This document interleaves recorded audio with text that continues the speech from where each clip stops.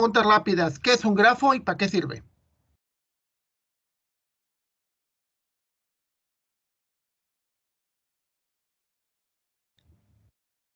¿Alguien que me las conteste? ¿Qué es un grafo y para qué sirve?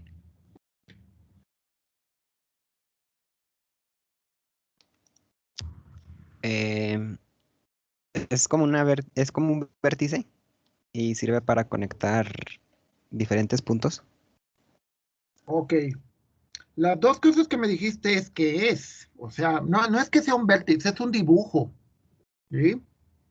O sea, nosotros podemos ver que un mapa, un diagrama de flujo, un organigrama, un, un croquis, muchas cosas son un grafo. De hecho, yo podría decir que la pantalla que tengo enfrente es un grafo. ¿Sí?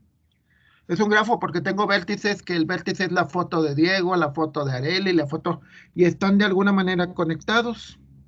Facebook es un enorme grafo social. ¿Sí? Entonces, la siguiente pregunta, ¿para qué sirve?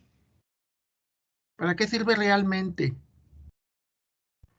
Para representar lazos, ¿no? Y Para relaciones. representar relaciones, correcto, muy bien. Sirve para representar relaciones. Recuerden que nosotros como gente de computación, y siempre se lo recalco muchísimo, todo está en su mente, ¿sí? Todo está en su cerebrito, o sea, tienen que tener mucho la capacidad de que lo puedas abstraer, puedas modelarlo en tu mente. Y el grafo es una herramienta que te permite representar, lo dijiste muy bien, representar. No es la realidad, no es la realidad, pero es como lo representamos. Y eso es muy útil porque la computadora no entiende de, o sea, lo que tienes que hacer es que esa representación la metes a la computadora, se la traduces para que la máquina lo pueda hacer. Entonces, hay dos partes que son importantes. Una, cómo hace las cosas la computadora y otra, cómo se las presenta al usuario. La idea de los ingenieros, nuestra chamba en realidad modelada de cierta manera, es un grafo, como decían ayer, es un grafo de implicación en donde el antecedente, en muchos sistemas y arquitecturas le llaman backend, y implica y está relacionado con lo que le llaman el front-end. Y no es otra cosa más que depende de lo que hagas en uno, se va a reflejar en el otro. Pero no significa, o sea, por ejemplo, ahorita, yo veo esta pantalla del Teams y veo un montón de circulitos con las fotos y demás. Pero internamente en la computadora hay una estructura de datos, hay un grafo que permite organizarlos, permite organizar las fotos, permite ver quién actúa primero, quién actúa después, ¿sí? Permite controlar, permite modelar. Entonces, siempre pensemos en eso, o sea, al final todo está en nuestra mente y lo tenemos, y el programar es la habilidad que tienes de traducir lo que tienes en la mente a un lenguaje formal de computadora. Entonces eso es importante porque si no tienes nada en la mente, pues no vas a programar. Así de simple, ¿no? O sea, tienes que tener algo. Ahora, también otra cosa importante es la de que, algo muy importante, es de que ustedes tienen que, ese modelo que generas, hay muchas veces ya modelos que ya existen. Hay enciclopedias de algoritmos con soluciones ya hechecitas, o sea, ya te dicen, por ejemplo, cómo acomodar todos los paquetes en un contenedor. O sea, los contenedores que vemos en los trailers y en los barcos, cómo guardarlos, cómo es la mejor manera. ¿Cómo es la mejor manera? También hay otro que le llaman el problema del agente viajero y así. O sea, ya hay muchos problemas que la gente ya solucionó, pero hay un detalle. Esas soluciones que te dan, como normalmente la gente que lo solucionó, y aparte porque es investigación, son matemáticos o son gente que tiene una buena preparación matemática, la solución te la expresan en lenguajes matemáticos. Y muchas de esas son grafos. Entonces, alguien les, bueno, y como les decía, les pueden decir más adelante, no, pues es que eso no sirve, tú prográmale, tú éntrale directamente al a hacer, echar código, ahora, código, código, código. Pero les haré la alegoría, es como un arquitecto que dice a los albañiles, órale, empiecen a echar ladrillos y echar paredes y ya después vemos. Pues obviamente que no, o sea, primero tienes un plano. Y la idea de modelar es esa, la idea de modelar, voy a poner el micrófono. Listo, la idea de modelar consiste en eso, o sea, consiste en que primero lo pienses, primero pienses las cosas, cómo están relacionadas, y luego ya hasta después, hasta que lo tengas tu plano, tu grafo, entonces ahora sí te pongas a programar. Y eso es mucho más eficiente, ¿sí? ¿Por qué? Porque recuerden que todo esto es ciencia más habilidades, ¿no? O sea, podrás tener mucho, ¿cómo se llama? Ser un programador y aventarte un montón de cosas, pero recuerden que su chamba no es ser nada más programadores, es como un proceso, ¿sí? O sea, es un proceso, matemáticas discretas, material de apoyo, grafos. O sea, es un proceso porque significa que como, como ingenieros, la idea es de que tarde o temprano no nada más se queden en programadores. Sí, porque si quieren ser programadores nada más, pues estudien técnico. Estudian menos tiempo y les cuesta menos trabajo. Claro, obviamente ganan menos. La idea es que sean ingenieros y que puedan desempeñar muchas funciones. Funciones en las cuales el cerebro, o sea, su capacidad mental, es la que va a determinar, pues muchas veces su éxito o su fracaso. Por eso la carrera de sistemas es una carrera mental completamente mental. O sea, aquí no, por ejemplo, en mi caso, ¿no? Yo soy pésimo como carpintero, como mecánico, como jardinero. Soy muy malo, muy, muy malo.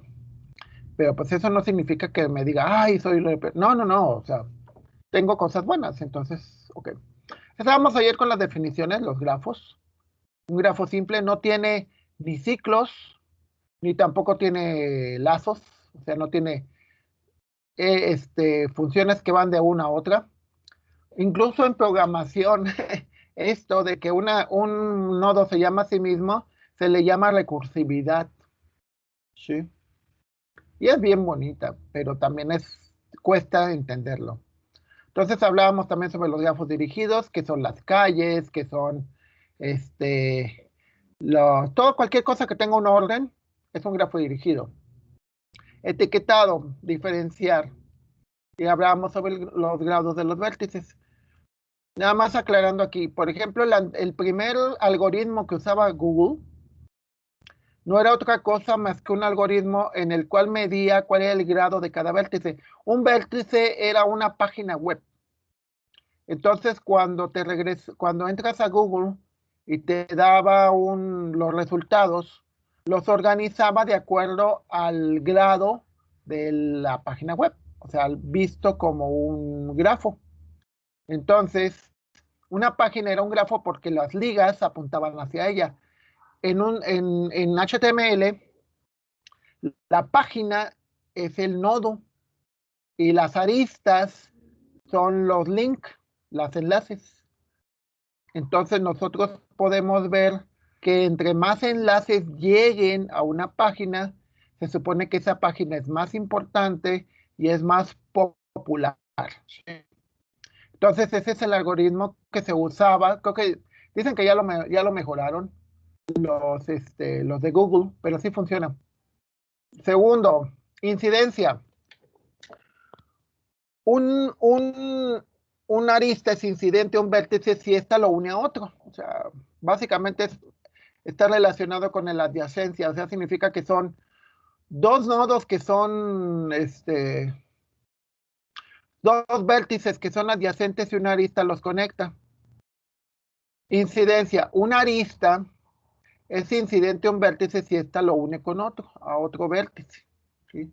Los dos conceptos están relacionados y tienen que ver con conexiones. De hecho, ahorita decían hace un momento, tiene que ver, nos refleja relaciones. Y las relaciones son muy importantes, ¿eh? Porque eso te permite ver, te debería de permitir ver cómo funcionan los procesos, ¿sí? O sea, por ejemplo, ahorita, igual yo puedo tratar de exigirles, que no es tanto realmente, pero bueno, este, cierto nivel, porque están en superior, así dice la palabra superior, y de aquí en algunos años, que falta muy poquito, si hacen cuentas, llevan un 75, 3/4 partes de su carrera, empezando desde el kinder, porque realmente empezaron desde ahí. Entonces significa que ahorita ya nada más les falta el 25%, la cuarta parte. Entonces, así que digan, pues no, ya es lo último, ya hay que hacerlo bien. Ponderación corresponde a una función que le asocia, puede ser a la arista, o en un momento dado puede ser también al nodo, le asocia un valor. Ejemplos muy simples. Por ejemplo, pueden ser, a ver, vamos regresando a nuestros conceptos de relaciones que vimos en conjuntos. Yo en Facebook podría decir, espérenme, ya, yo en Facebook puedo decir que cuando le pongo la etiqueta de que si es mi amigo nada más, o que si es mi pareja, perdón, si es mi pareja, si es mi amigo, si es mi hermano, si es mi papá, si es mi tío, yo puedo decir que esa etiqueta podría darle una ponderación. Puedo decir cuáles son relaciones más importantes, pues las familiares, mi tío, mi papá, mi hermano. ¿Cuáles son relaciones menos importantes? Pues pareja, o sea, tu pareja actual no necesariamente va a ser tu pareja toda la vida. Tus amigos, igual. Que hoy es tu amigo, mañana no necesariamente. Eso se sabe. Y por ejemplo, es más difícil hermano, ¿no? O sea, hermano vas a ser siempre. Entonces podemos decir que hay una ponderación. Una ponderación no es otra cosa más que un peso, un valor. Lo podemos ver, por ejemplo, también en los Google Maps. Cuando Google Maps te genera una ruta, o sea, por ejemplo, a mí me dice, vas a ir a México. Entonces a mí me dice, no, pues te tienes que ir a la carretera de Río Verde y luego te tienes que regresar hasta el distribuidor y luego de ahí ya te agarras la carretera a México. Y yo le digo, ay, pues si hay rutas más sencillas, ¿no? Pues me voy al periférico y hago menos rodeadero y salgo más para allá. Pero te dice Google Maps, ay, pero hay una ponderación que tiene que ver con el tráfico. Si te vas por allá, hay más tráfico.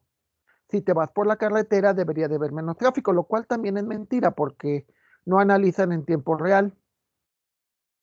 Ahora, Google Maps dice, si te vas por una avenida, vas más rápido. Si te vas por una callecita que tiene topes, vas más lento. Entonces, aunque te vayas por una ruta más larga, llegas más rápido. Y aunque te vayas por una ruta más corta, llegas llegas igual. Entonces, las aristas se les da un peso, que puede ser la distancia, o sea, qué distancia hay. 2, puede ser, por ejemplo,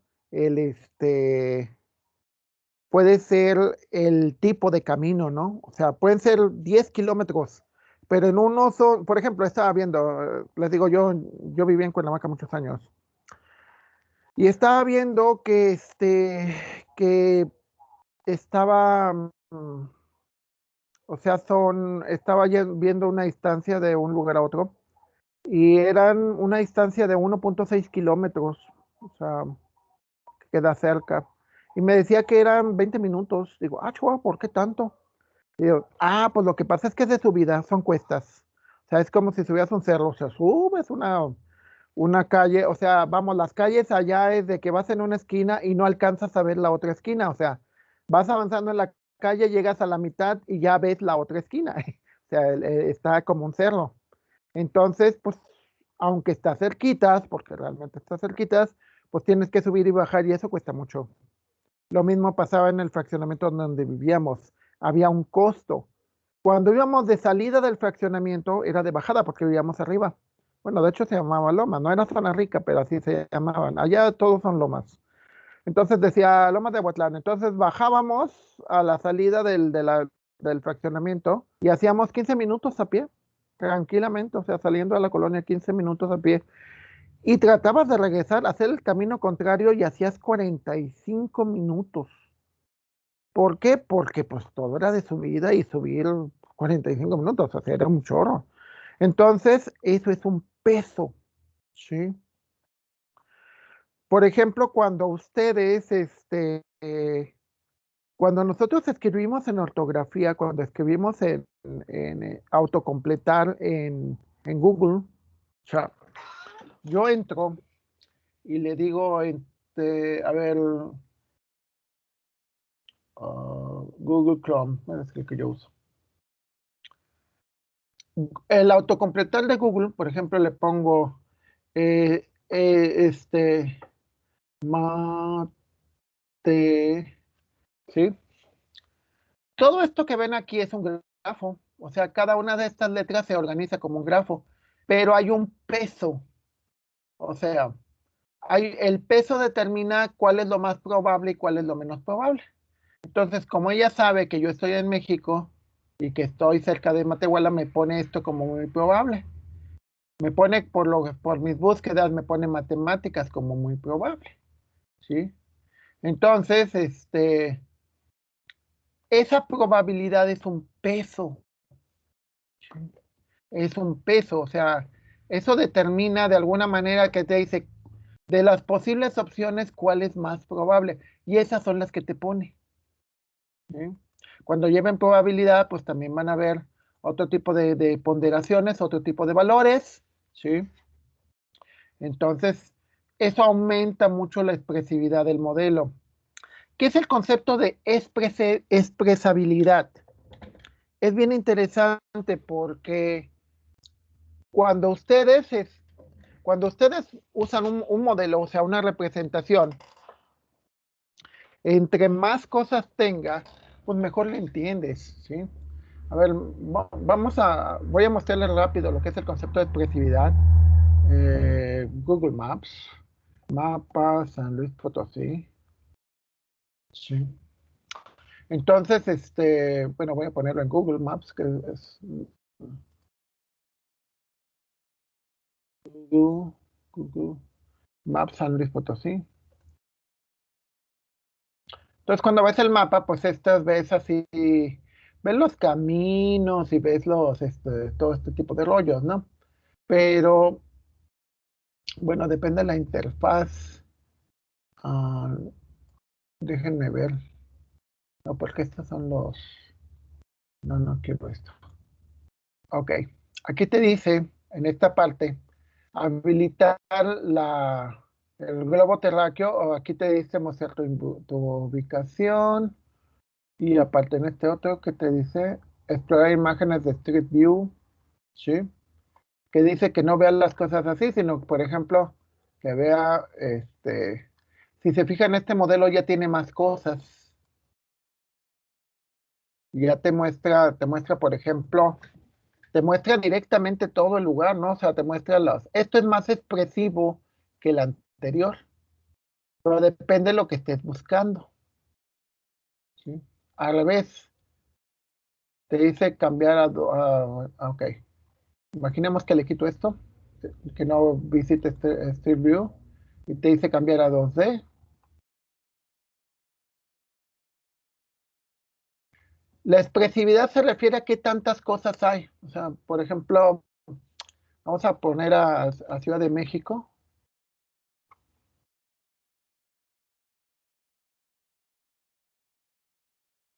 Sí.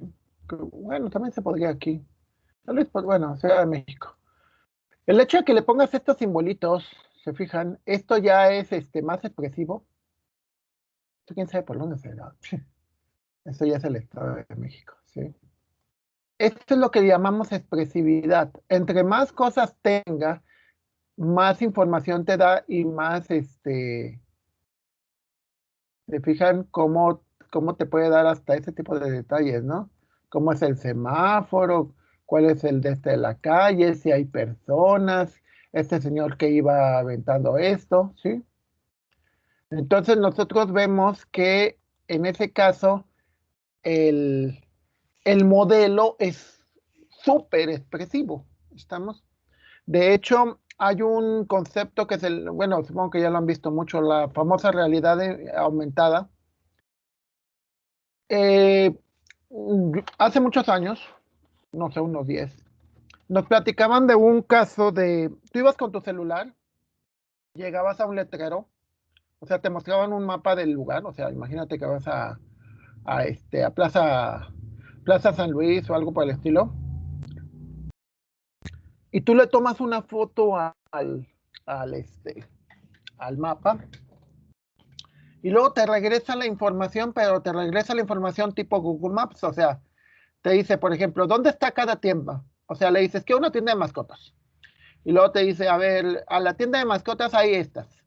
Y y puedes entrar al sitio web. O puedes, te dice de a qué horas está abierta, cuánto cuestan las cosas, etcétera, ¿no? Entonces eso es muy interesante porque es un grafo, pero que tiene mucha expresividad, o sea, tiene muchas cosas. De hecho, eso se usa mucho, por ejemplo, para turistas, que tú vas a un lugar, llegas ahí, tomas la foto del mapa y le preguntas, oye, ¿a qué horas está abierto esto? Ah, pues está abierto de tal hora a tal hora. O por ejemplo, quiero ir a Cuernavaca. Ok, sale, quiero visitar el Museo Brady. No, porque ahorita está cerrado por la pandemia. Ah, pues ni modo. Quiero visitar el Palacio de Cortés. No, pues está cerrado todavía no lo reparan ¿cómo se llama? Los temblores del 2018, 2017, 2018. Entonces, obviamente, pues no. Ahora, otra definición, camino. El camino es una serie de aristas que comienzan en un vértice y recorren parte o la totalidad del grafo, ¿sí?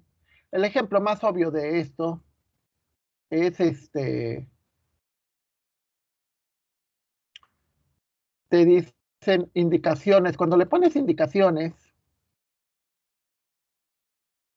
a ver, que te dice, le voy a decir mi punto de partida, le voy a decir mi ubicación, no, me pasó tu ubicación, porque eso me pide que se lo permitir. Le voy a decir dónde estoy. Entonces, esto que ven aquí es un camino que te dice que vas de aquí hasta acá. Luego de aquí, todo esto es el camino. Vas a Querétaro, pasas por todo este tipo de cosas. Todos estos que forman, todos estos puntitos es el camino hacia la Ciudad de México. Son una serie de vértices, ya que te dice, primero tienes que llegar a esta parte, luego tienes que llegar a esta otra, luego a esta otra, luego a esta otra, y así. Estos son los nodos, los vértices, y estos azulitos serían las aristas, ¿sí? Aquí lo estamos viendo bonito, ¿no? O sea, obviamente un camino. Eso es muy útil porque pues te ayuda a llegar a un lugar. Pero ¿en qué otra cosa podemos ver un camino? Ah, pues en un diagrama de flujo. En un diagrama de flujo, la serie de instrucciones que tú haces son un camino. ¿Y un programa puede tener varios caminos? Claro que sí. O sea, un programa también lo puedes ver como un mapa. De hecho, hay gente que se dedica a lo que le llaman hacer recorridos, donde va checando qué hace el programa. Y lo que vas haciendo, vas recorriendo cada una de las instrucciones y por dónde se va. Cuando ustedes hacen un if, es como estos cruces, que dices, puedes irte por aquí o te puedes ir por acá. Aquí en este caso Google Maps nada más te define una sola ubicación. Pero a ver, vamos a cambiar nuestro querido Google Maps en esta parte.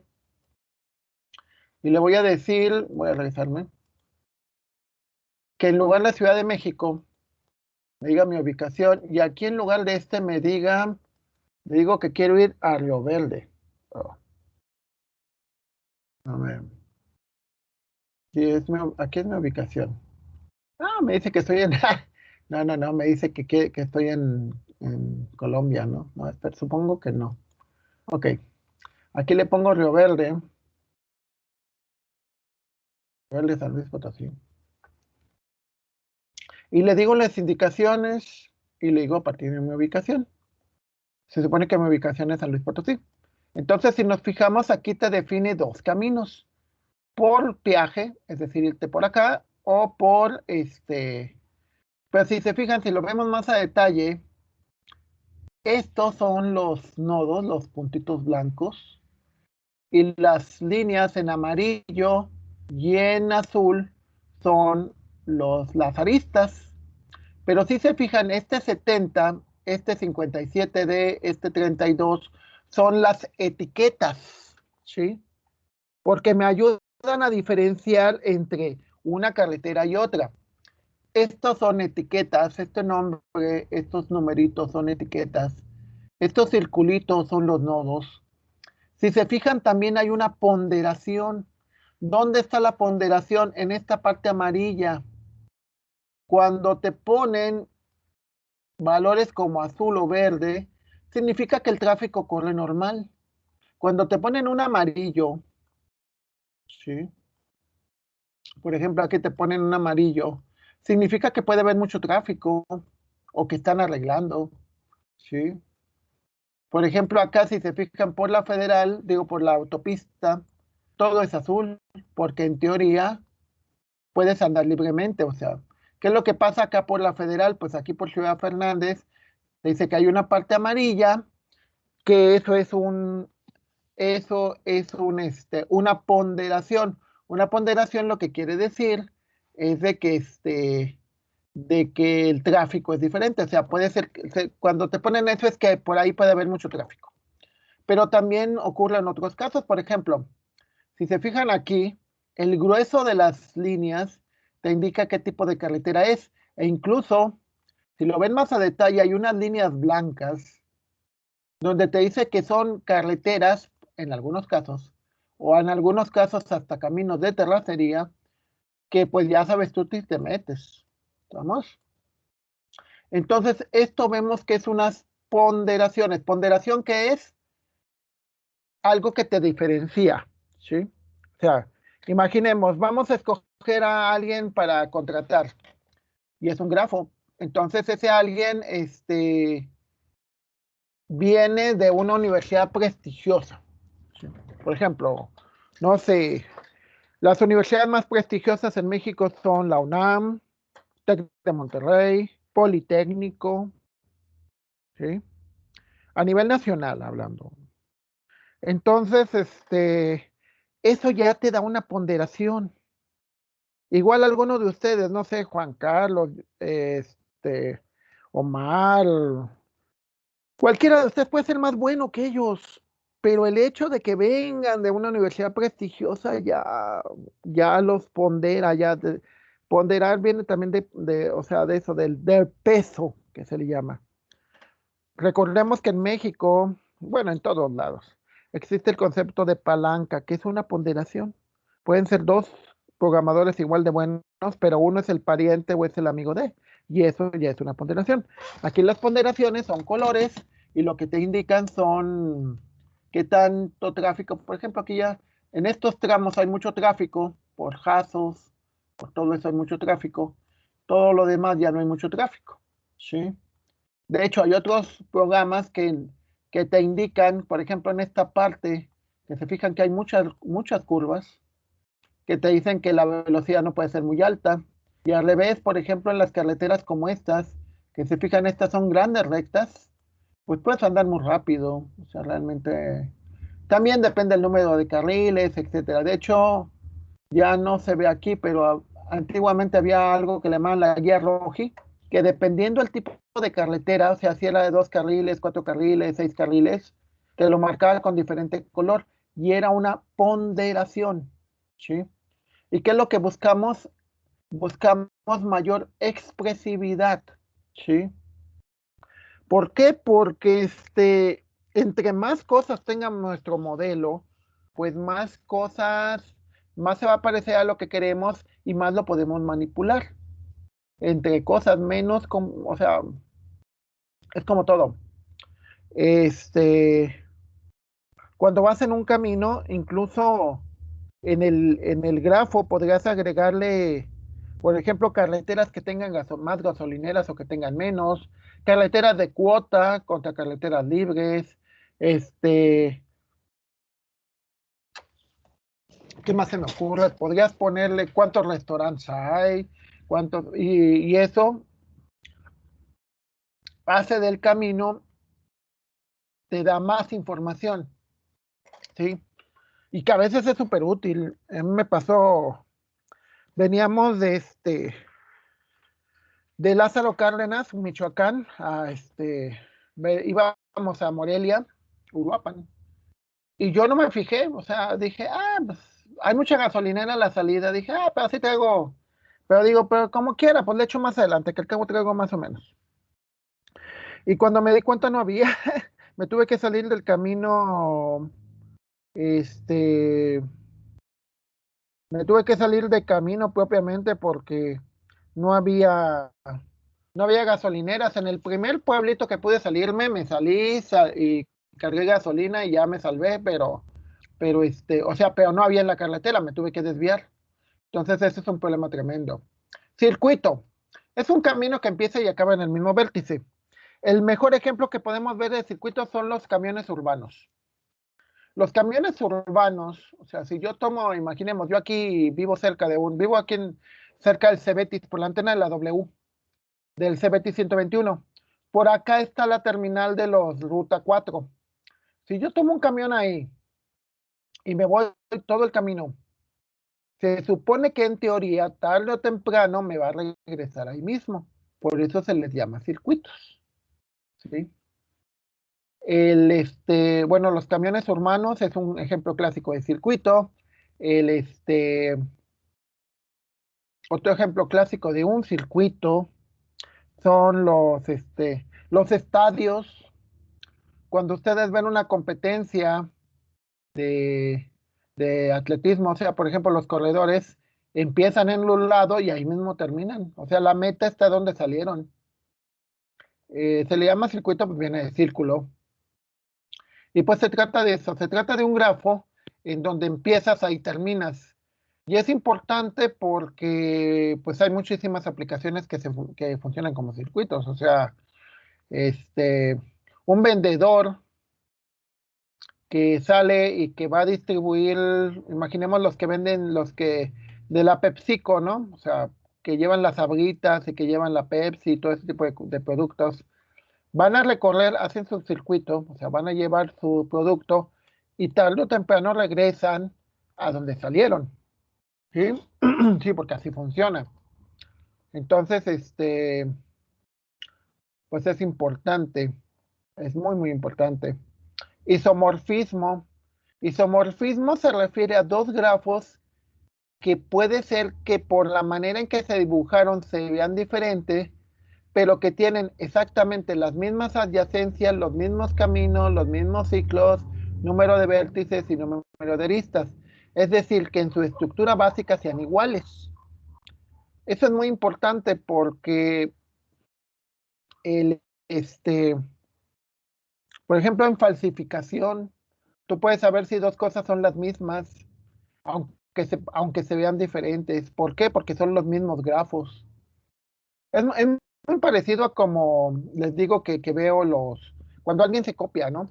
Por ejemplo, cuando alguien se copia, la estructura básica, el grafo que está detrás es el mismo. ¿Sí? O sea, cuando yo lo veo y digo, ok, perdón, las relaciones que existen entre esto y esto es la misma. ¿Por qué se sabe que copió? Porque son relaciones que cada quien le imprime, o sea, no, la probabilidad de que uno piense igual que el otro es muy baja. Las personas tendemos a generar grafos diferentes. Ponen a dos personas a programar y lo más seguro es que les van a salir ideas y programas diferentes, dependiendo de la complejidad. Si son muy poco complejos, sí pueden ser parecidos, pero si empiezan a ser cada vez más complejos, no. Es imposible. La gente, cada quien genera sus propios grafos. Entonces, por ejemplo, cuando tratan de visualizar copias, ya ven que lamentablemente hay muchos programas, yo utilizo algunos, que se encargan de detectar copias. Yo lo uso mucho para mi biblioteca, porque tengo muchos libros y de repente hay un libro que viene repetido y no me doy cuenta. Entonces, mando un programa que trate de buscar por los nombres.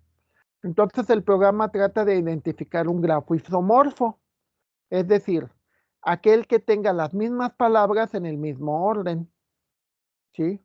Que aunque se pudiera ver diferente, en realidad es lo mismo. Un grafo conexo es aquel en donde todos sus elementos estén conectados. Regresando a nuestro querido y adorado Google Maps. Yo puedo decir que este es un grafo conexo, porque si se fijan, el naranjo está conectado al grafo, Ciudad Manta está conectado incluso esta comunidad que está aquí, está conectada por estas líneas blancas. ¿Cuál no? Por ejemplo, el camotero que dice aquí. Bueno, quién sabe, viéndolo a tal detalle, sí hay una conexión. Sí.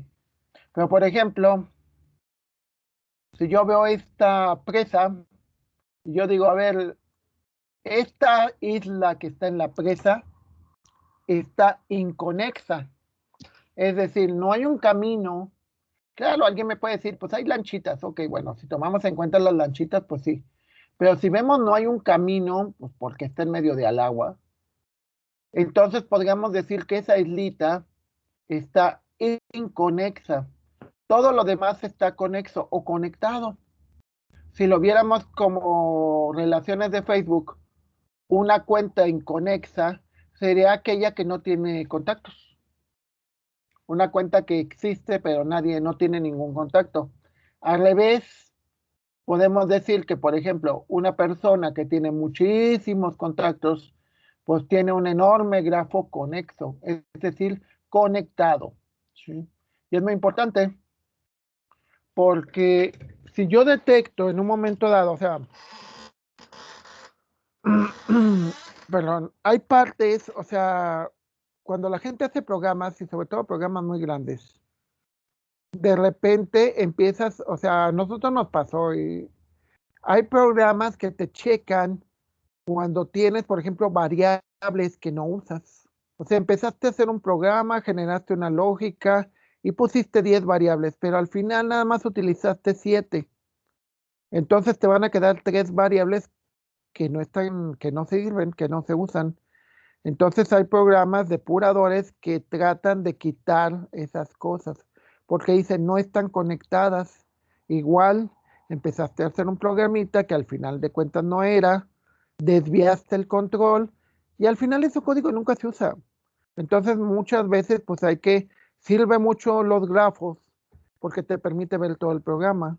Entonces dices, ay, esta función, esta rutina no, al final no sirvió para nada, nadie la usó.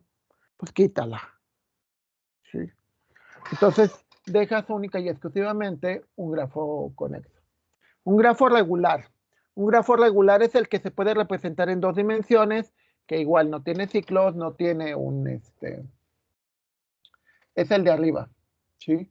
Que aunque se ve que hay un cruce, si se fijan, si mueven este nodo para acá arriba, pues quedaría plano. Grafo completo, un grafo completo, perdón, es aquel donde los nodos están conectados todos contra todos, ¿sí? O sea, a veces es muy importante que ustedes definan, por ejemplo, en redes de computación, si tienen un sistema que tiene que tener alta tolerancia a fallas, entonces muchas veces se pide que todos estén conectados contra todos. ¿Por qué? Porque si uno se cae, si una conexión se cae, pues tiene la otra o las otras. Un grafo complementario es de alguna manera un grafo que representa las mismas relaciones, pero de otra manera. Que aquí en este caso, yo tengo los 4 nodos conectados entre sí. Bueno, un grafo complementario sería un grafo completo, lo que me falta para llegar a un grafo completo. En el grafo original ven las 4 conexiones. Y en el grafo complementario sería qué le falta a ese grafo para hacer un grafo completo. O sea, de nuevo regresamos a nuestras nociones de conjuntos. Nuestras nociones de conjuntos sería que un grafo completo sería el universo, donde yo nodo estoy conectado con todos. Ahora, un grafo complementario es un grafo que tiene unos enlaces y hay que ver cuántos enlaces le falta para que todos estén conectados con todos. Un grafo bipartito es aquel en el cual puedo dividirlo en dos partes. Por ejemplo, nosotros lo vemos mucho en comunicaciones. En comunicaciones, muchas veces, por ejemplo, imaginemos el TEC, de que dice, si los mensajes tuvieran que pasar por todos lados, las conexiones se hacen muy lentas. Entonces, si nosotros vemos las computadoras como los nodos y los cables, las conexiones inalámbricas, etcétera, como las aristas, entonces lo que podríamos hacer es buscar nodos, grafos bipartitos, o sea, grafos que podamos partir, de tal manera que solamente se comuniquen principalmente con los que tienen que comunicarse, es decir, pues la área de básicas, pues se comunican con puras básicas, los de socios se comunican con puros socios, los de sistemas con puros sistemas, porque es mayor la comunicación. Entonces eso es súper útil porque eso significa de que es como por ejemplo nosotros aquí, nosotros bueno no somos una colonia privada, pero hay muchas calles de aquí que son privadas. Entonces es interesante porque a la hora de que buscas gente extraña, posibles rateros. Entonces lo que haces es separas las calles de tal manera que solamente pasen los carros que deben de pasar por ahí. Entonces, por ejemplo, yo no me puedo meter a una de esas calles porque pues, en realidad yo no vivo ahí. Entonces es muy importante porque al separar los grafos en diferentes grafos, te puede ayudar a que un problema muy complejo lo puedas dividir en partes más sencillas. De hecho, es uno de los principios básicos de solución de problemas. Divide y vencerás, que puede ser un grafo bipartito normal o un grafo bipartito completo. Es decir, un grafo que están conectados todos contra todos, pero que en una manera lo puedes separar, que eso es muy importante. Sí. Entonces, detengo la grabación. Sí.